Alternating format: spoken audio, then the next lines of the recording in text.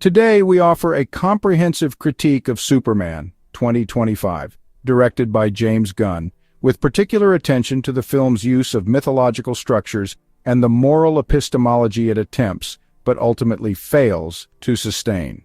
While the film initially invites viewers into a narrative of complex ethical tensions grounded in classical and modern mythic frameworks, it ultimately subverts its own trajectory by delivering a denouement that distorts the logic it appeared to develop.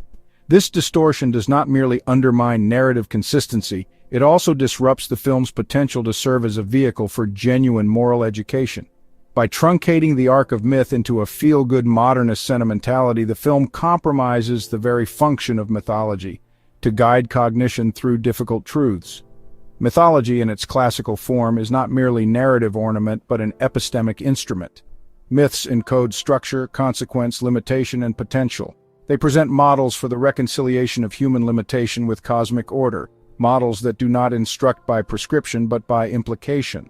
The myth demands engagement. The listener must reason through ambiguous circumstances, endure symbolic contradiction, and grasp truths that are structurally embedded, not explicitly declared. This is why myth serves moral education more effectively than didactic ethical instruction. Myths simulate complex environments where agency, desire, knowledge, and consequence interact in nonlinear ways. The fruit of this process is not certainty, but judgment, a cultivated capacity to navigate the morally entangled and ontologically ambiguous. In adapting myth to modern contexts, the storyteller must be cautious. The myth's content may evolve, but its internal structure, its logic of consequence, must remain intact. When that structure is betrayed, the story ceases to be mythic. It becomes propaganda, an instrument of emotional placation rather than cognitive transformation. The Superman mythos is one of the most potent modern reinventions of the ancient divine visitor motif. In Gunn's Superman 2025, Kal-El, David Corenswet, the last son of Krypton, is sent to Earth by his parents Jor-El and Lara, ostensibly to survive the death of his planet and live among humans as one of their own. Early in the film, a recorded message from his parents, one known to longtime Superman audiences, frames his mission in aspirational terms: to act as a beacon of hope and to inspire Earth toward its best self. However, the narrative later reveals a hidden second message, one which complicates the original. This version, discovered by antagonist Lex Luthor and confirmed as authentic, explicitly frames Kal-El's mission in terms of intervention and uplift, bordering on imposed ascendancy. The Kryptonian parents advise their son to take control of humanity and to seed it with Kryptonian genetics by reproducing with human women. This mirrors the mythological motif of advanced visitors guiding and elevating humanity, providing it a window of evolutionary opportunity. Though not overtly dictatorial, the tone and implication are clear. Superman is not merely a guest on Earth, but a catalyst, one whose powers are meant to trigger a transformation in human civilization. This narrative development initially suggests the film will engage seriously with questions of ethical intervention, civilizational maturity, and the burden of godlike potential. The audience is presented with a setup that closely mirrors ancient myths of cultural transformation.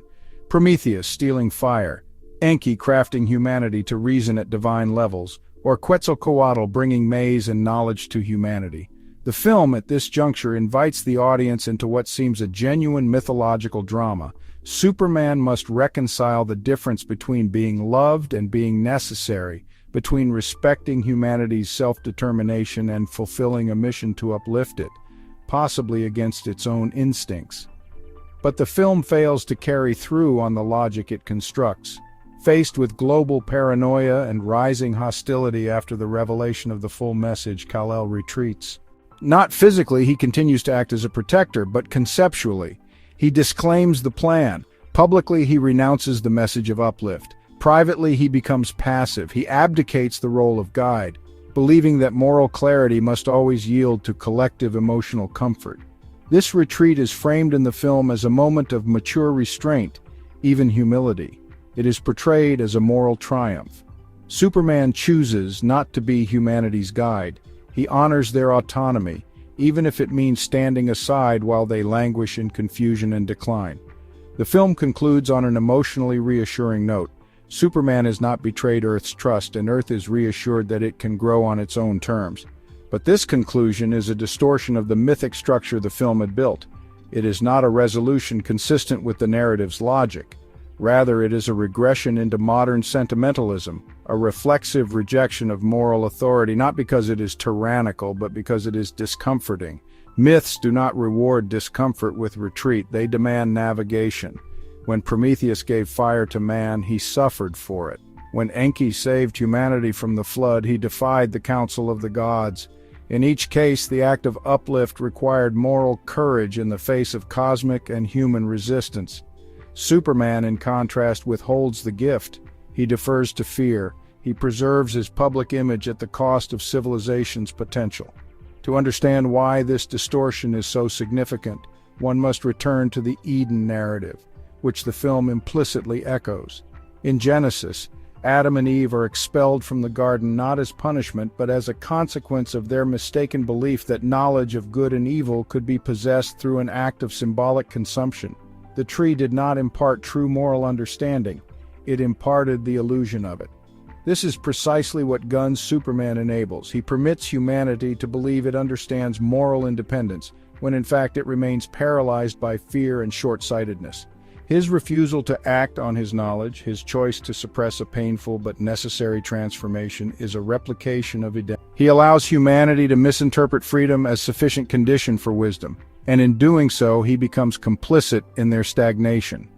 A key function of myth is to show that truth has cost, that moral clarity, once glimpsed, cannot be conveniently ignored. In concealing the full message and later disavowing it, Kal-El compromises this function. The myth collapses into a contradiction. It begins as a narrative of emergence and responsibility, but ends as a parable of emotional appeasement. This inversion teaches the wrong lesson. It tells the audience that complexity should be abandoned for the sake of emotional safety. Truth must be softened to preserve public trust. Transcendence is authoritarian and therefore should be deferred indefinitely. These are not myths, these are cautionary fables masquerading as empowerment. In adapting ancient myths to modern frames, fidelity does not mean literalism, but it does mean structural consistency. If the logic of a myth is built around uplift, sacrifice, and transformation, then its resolution must acknowledge the cost and necessity of that process. By changing the outcome to match emotional expectations, the storyteller unravels the narrative's educative function. Myths are not written to validate what we already feel. They are written to restructure how we think. Superman, 2025, had the opportunity to contribute a rare and valuable artifact to modern culture, a myth of uplift that does not shy away from the burden of agency. Instead, it chose narrative safety. In doing so, it forfeited its moral authority. It is not enough to gesture at greatness. A myth must follow its logic through to its consequence. Otherwise, it is not a myth. It is a lie told in beautiful language. To tell the truth, to teach with story, is to show that evolution hurts, that responsibility isolates, that wisdom costs. That is what the great myths understood. That is what this one forgot.